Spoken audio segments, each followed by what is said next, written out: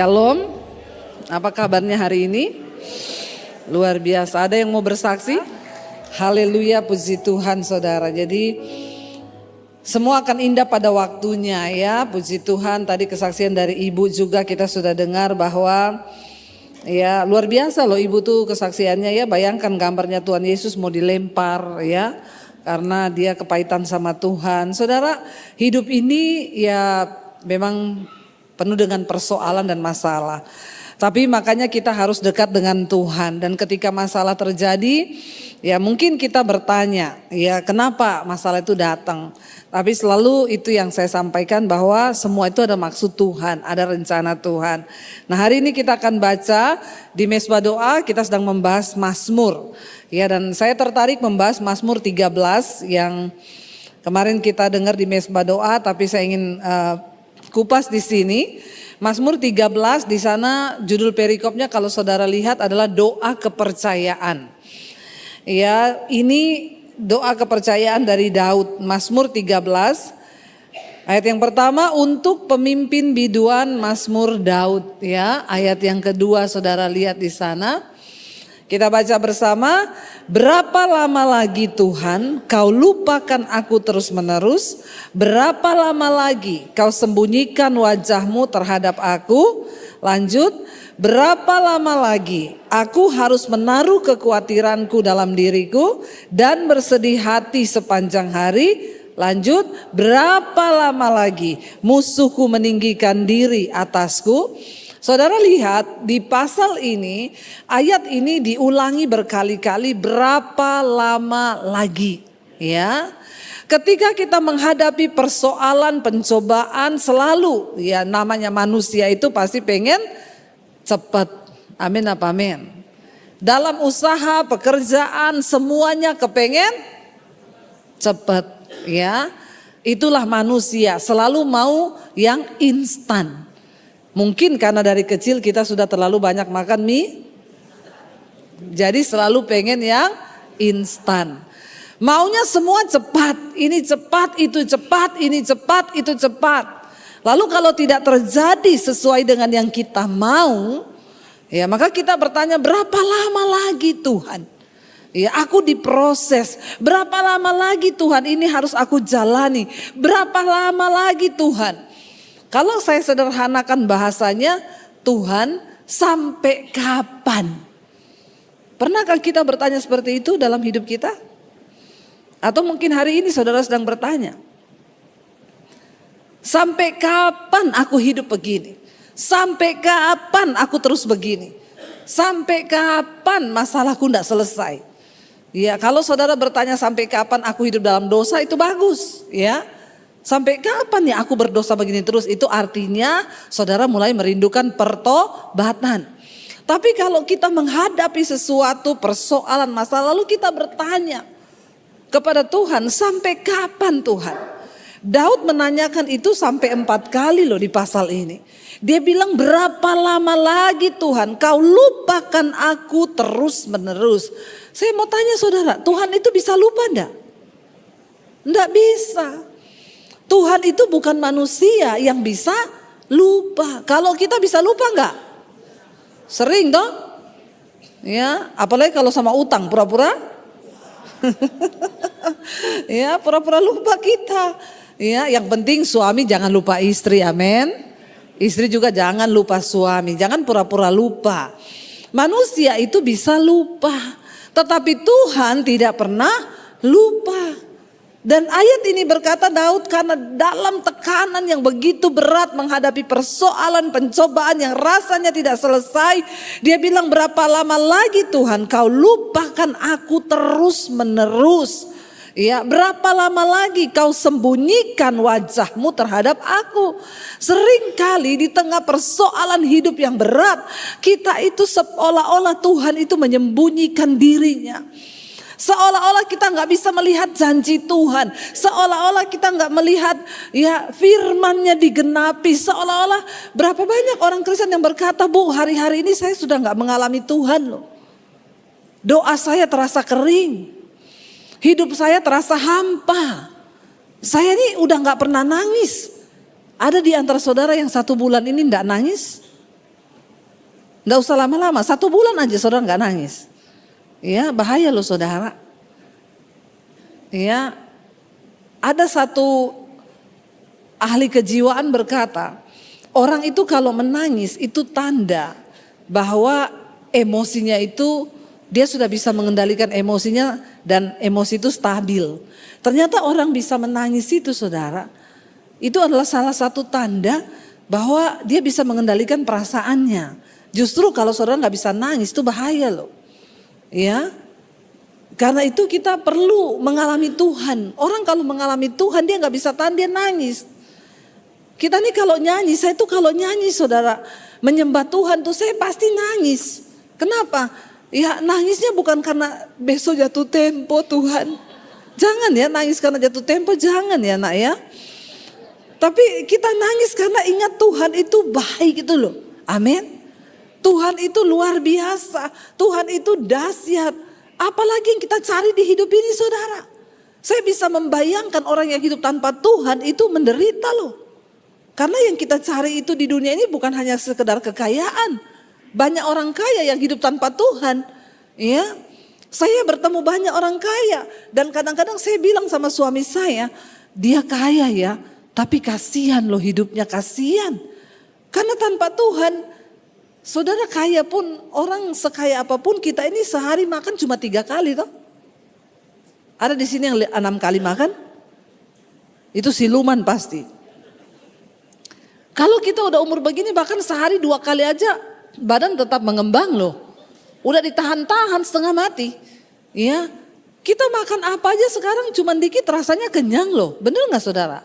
Atau cuma saya yang begitu? Saudara begitu juga kan? Jadi saya bayangkan orang itu kaya, sekaya apapun juga. Ya, dia juga makan itu ada takarannya. Dan benar saya tadi ketemu sama satu orang ya jemaat Mesbah Doa di luar, kita ngobrol, ya benar dia bilang hidup ini mau apa lagi Bu, selain cari Tuhan sungguh-sungguh, amin, menyenangkan Tuhan. Ya makanya saya berdoa setiap saudara, ayo terus cari Tuhan hari-hari ini, sebab dalam hadirat Tuhan kita ini mendapat kekuatan. Kita percaya kepada Tuhan, ingat bukan supaya hidup kita tidak ada masalah. Tapi karena dunia ini tempatnya masalah, makanya kita percaya Tuhan. Supaya ketika masalah datang, kita punya kekuatan. Sebab orang yang tanpa Tuhan, dia gak punya kekuatan saudara. Dunia semakin hari semakin gila. Dunia ini semakin berubah, ya tidak menentu. Tapi orang-orang yang hidup dalam hadirat Tuhan, yang mengenal Tuhan, mereka akan mendapat kekuatan yang baru. Nantikan Tuhan.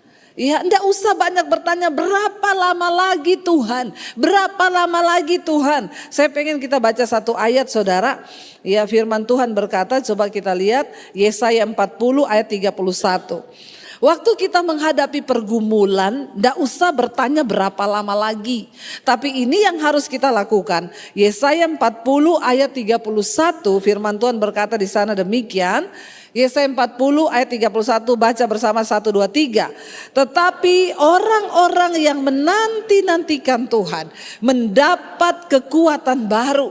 Mereka seumpama Raja Wali yang naik terbang dengan kekuatan sayapnya. Mereka berlari dan tidak menjadi lesu. Mereka berjalan dan tidak menjadi lelah.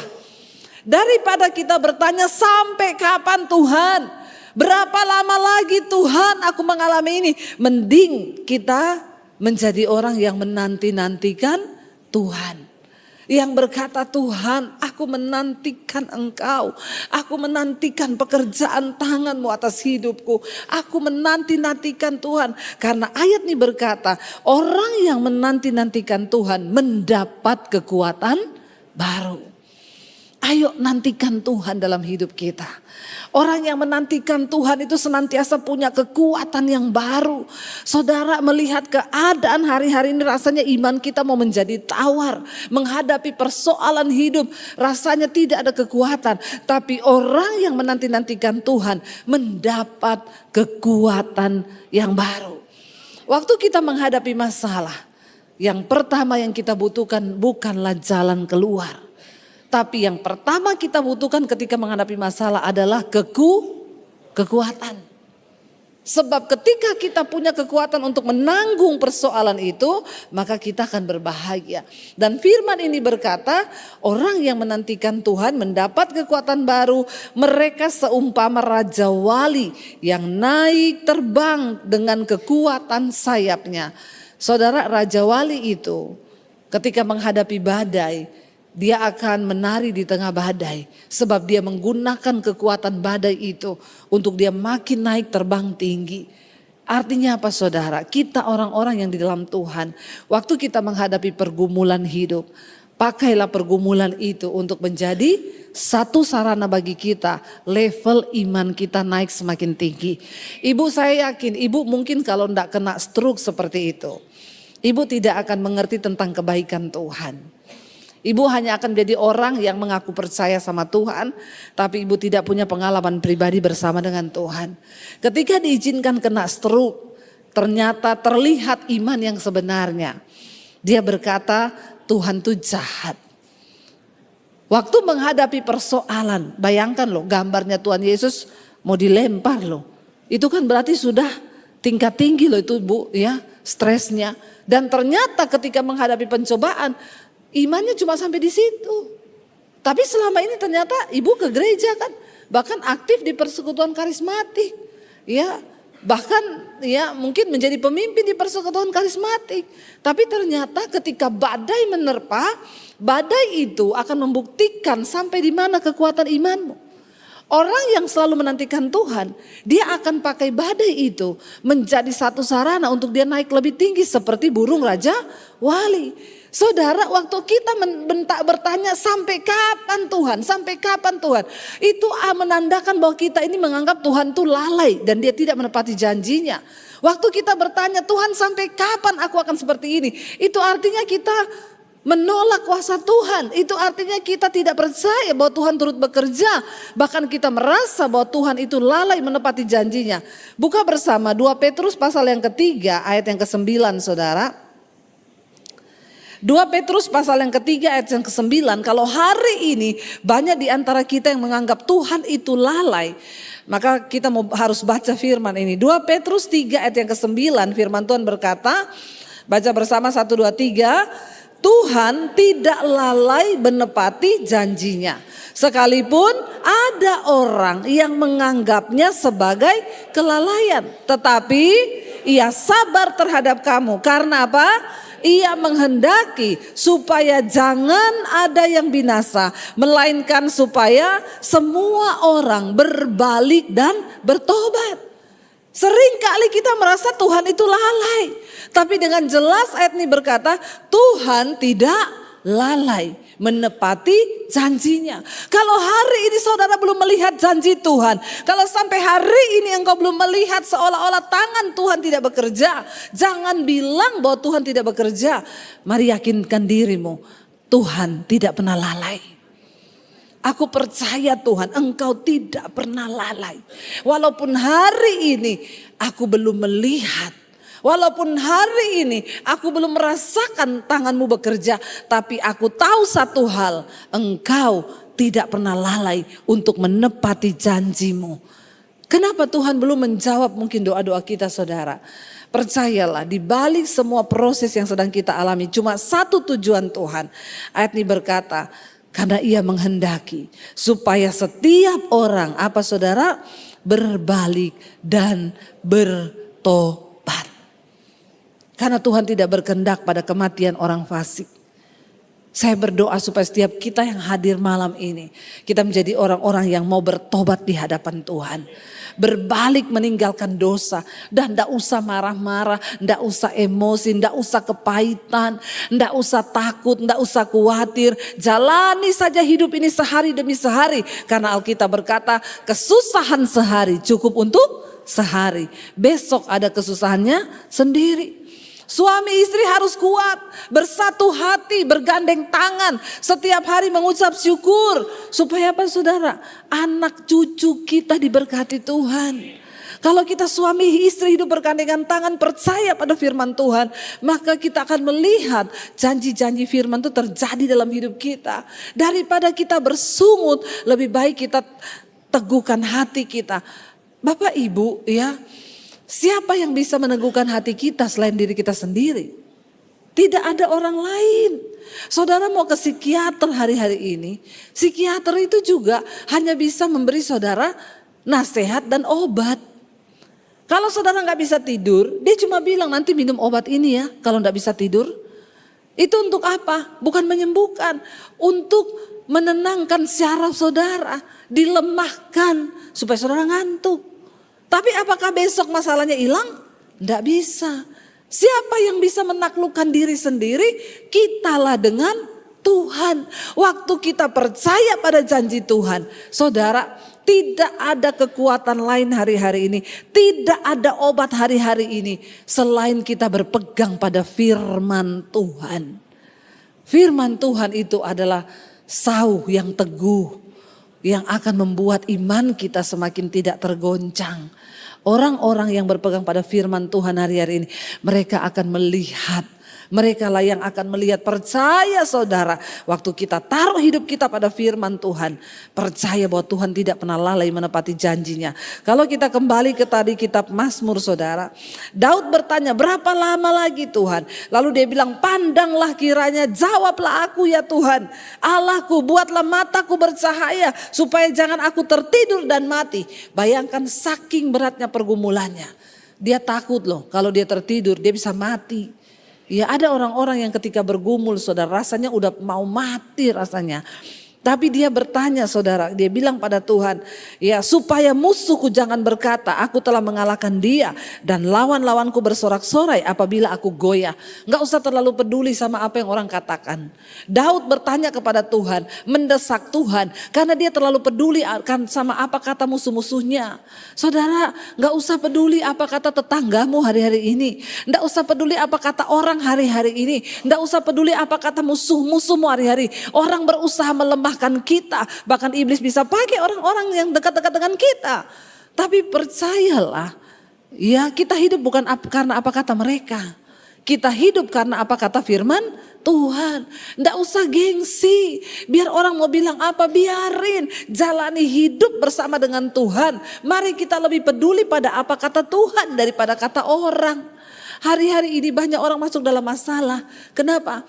Cuma karena gengsi, nanti apa orang bilang. Ya kita ini walaupun gak punya duit harus tetap beli mobil. Soalnya kalau kita gak punya mobil, apa kata tetangga? Hello? Ngapain kita repot menderita cuma karena mikirin apa kata orang? Iya, mengapa Daud mendesak Tuhan? Karena ternyata dalam hatinya dia bilang, supaya musuh-musuhku jangan berkata aku telah mengalahkan dia dan lawan-lawanku bersorak-sorai apabila aku goyah. Ya, pastikan Tuhan berkenan dengan hidup kita. Tidak usah mencari perkenanan manusia saudara. Kita akan capek kalau kita mencari perkenanan manusia. Enggak usah terlalu peduli dengan apa kata orang. Karena seringkali orang bicara, mulutnya itu dia enggak kontrol. Lah kalau orang bicara dengan mulut yang tidak terkontrol karena hatinya pahit. Terus kita masukin ke hati, yang rugi siapa? Kita kan. Karena orang itu kadang bicara, dia bicara aja saudara. Dia nggak pikir. Nah kalau kita menangkap omongan orang yang berbicara tidak pakai hikmat, terus kita yang masukin di hati ngapain? Ya, saya sekarang belajar, saya banyak belajar. Dulu saya kalau dikatain orang saya sakit hati saudara, tapi sekarang saya nggak mau. Sayalah yang berhak memasukkan apapun di hati saya. Saya yang bisa memfilter itu. Orang berhak ngomong apa aja, tapi saya yang menentukan apa yang bisa masuk ke hati saya, apa yang tidak. Amin. Iya.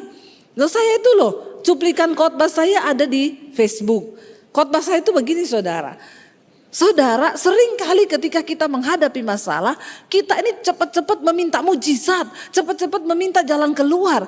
Padahal ketika kita menghadapi masalah, mari kita berdoa terlebih dahulu, minta hikmat dan pengertian apa maksud Tuhan di balik masalah itu. Cuplikan khotbah saya itu. Ada orang yang komen gini, pendeta satu ini selalu kalau khotbah suruh-suruh jemaat-jemaat minta-minta sama Tuhan. Nyambung gak? Padahal khotbah saya apa? Kalau engkau menghadapi masalah, jangan buru-buru minta jalan keluar. Dan dia mengkomen di situ saudara, ini pendeta satu kalau khotbah suruh-suruh jemaat selalu minta-minta sama Tuhan. Ini kan orang bicara nggak pakai akal kan? Padahal yang saya khotbahkan itu berbeda dengan apa yang dia ngomong. Jadi saya cuma komen gini, Pak, kalau dengerin khotbah itu pakai hati yang tulus, jangan pakai hati yang busuk. Nanti kebalik dengernya. Yang saya omongin di khotbah itu apa, Pak? Terus dia bilang, oh iya, maaf Bu. Nah coba kalau kita masukin hati yang begitu saudara, siapa yang rugi? Makanya jangan terlalu peduli dengan apa kata orang. Daud, kenapa dia hampir menyalahkan Tuhan dan berkata Tuhan melupakan dia? Karena dia bilang supaya jangan musuh-musuhku beranggapan bahwa aku ini sudah goyah. Bahwa mereka itu mengalahkan aku. Enggak apa-apa. Orang beranggapan pun kita kalah. Orang beranggapan kita ini apa. Enggak apa-apa. Emang gue pikirin. Ada juga gue singkirin. Amin. Jangan dimasukin hati. Ampuni orangnya, buang perkataannya. Mari belajar hidup menurut perkataan firman Tuhan saudara. Ayat yang berikutnya dia katakan, puji Tuhan, untung di akhir kata-katanya dia bertobat. Dia bilang begini, baca bersama. Tetapi aku kepada kasih setiamu aku percaya. Hatiku bersorak-sorak karena penyelamatanmu. Aku mau menyanyi untuk Tuhan karena ia telah berbuat baik kepadaku. Lebih baik saudara, mari kita perkatakan firman Tuhan. Mari kita berkata, tetapi Tuhan biar orang mau ngomong apa. Biar orang mau ngomong apa, biar orang mau bilang apa. Walaupun keadaanku seperti apa. Aku mau bilang, kepada kasih setiamu aku percaya Tuhan. Dan aku percaya bersorak-sorak karena penyelamatanmu. Hanya satu hal yang bisa membuat kita bersuka cita. Karena kita tahu kita sudah diselamatkan oleh Tuhan. Amin. Itu adalah mujizat terbesar yang Tuhan sudah beri bagi kita. Karena itu jangan pernah sia-siakan keselamatan yang dari Tuhan saudara. Kita terus berjuang sampai di garis akhir. Dunia ini tidak semakin baik. Dunia ini sedang tidak baik-baik saja. Tapi kita di dalam Tuhan akan baik-baik saja. Karena itu janji firman Tuhan. Karena itu hari ini mari kita mau siapkan hati dan hidup kita. Kita akan masuk pada perjamuan kudus saudara. Ya, dan saya percaya darah dan tubuh Kristus memberikan kita keselamatan. Darah dan tubuh Kristus memberikan kita pengampunan. Dan kita telah ditebus dan dikuduskan oleh darahnya. Kami percaya Engkau menyertai setiap kami dengan damai sejahtera-Mu yang melampaui segala akal dan pikiran kami. Engkau menyinari kami dengan wajah-Mu Tuhan. Biarlah kami yang terus mencari Engkau, menanti-nantikan Tuhan, mendapatkan kekuatan yang baru. Karena kami perlu kekuatan yang dari Tuhan hari-hari ini. Sia-sia semua usaha pekerjaan kami. Jika bukan Tuhan yang memberi kami kekuatan, maka kami tidak akan bisa kuat di tengah-tengah keadaan dunia hari-hari ini. Hamba berdoa Tuhan, apapun yang menjadi persoalan masalah setiap anak-anak-Mu malam hari ini, kami hanya menyerahkan semuanya ke dalam tangan Tuhan. Kalaupun hari ini kami masih harus bayar harga, ada pergumulan, ada persoalan yang sedang kami hadapi, kami tahu Tuhan sedang bekerja mendatangkan kebaikan di hidup kami. Kami percaya kepada kasih setia-Mu Tuhan, bahwa Engkau akan menepati janji-Mu atas hidup kami. Sekalipun kami belum melihat, kami mau tetap percaya kepada Tuhan. Kami tidak akan bertanya sampai kapan Tuhan, sampai kapan Tuhan. Tapi kami mau berserah kepada Tuhan, belajar berserah kepada Tuhan.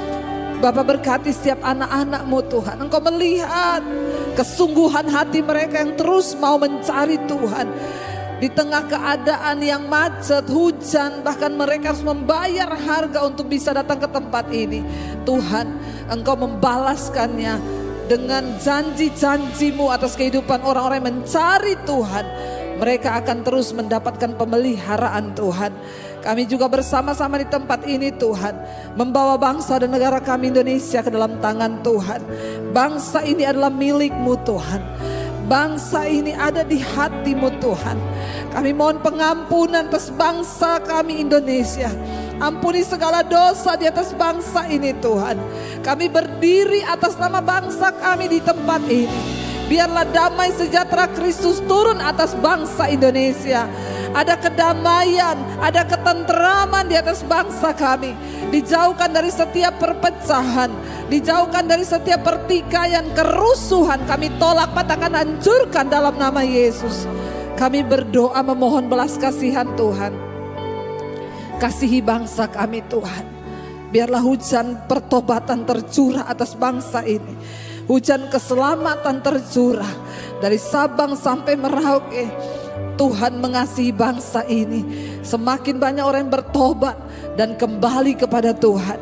Kami berdoa Tuhan, untuk beberapa waktu ke depan akan terjadi peralihan kepada presiden yang baru. Tuhan pegang kendali atas bangsa kami. Ketenteraman yang dari Tuhan ada buat Indonesia. Lawatan-Mu terjadi buat Indonesia Tuhan. Hujan pertobatan tercurah atas Indonesia. Dijauhkan bangsa ini dari malapetaka, mara bahaya, bencana, gempa. Tuhan mengasihi bangsa kami. Hujan pertobatan tercurah Tuhan. Tercurah bagi bangsa ini. Terima kasih Bapa. Hamba berdoa untuk setiap anak-anak-Mu. Mereka yang datang pada malam hari ini, bahkan yang juga ada menyaksikan di rumah, kami tahu dan percaya tangan Tuhan menyertai setiap kami yang mau sungguh-sungguh mencari Tuhan. Karena itu Bapak Ibu, mari angkat tangan-Mu dan angkat hati-Mu di hadapan Tuhan. Terimalah kiranya rahmat, berkat, anugerah dari Allah Bapa, cinta kasih dari Tuhan Yesus Kristus, bahkan penyertaan Allah Roh Kudus tercurah atas hidup kita mulai malam ini. Bahkan sampai kali yang kedua Tuhan Yesus datang kembali menjemput setiap kita, dan nama kita tercatat di dalam kitab kehidupan. Di dalam nama Tuhan Yesus katakan bersama,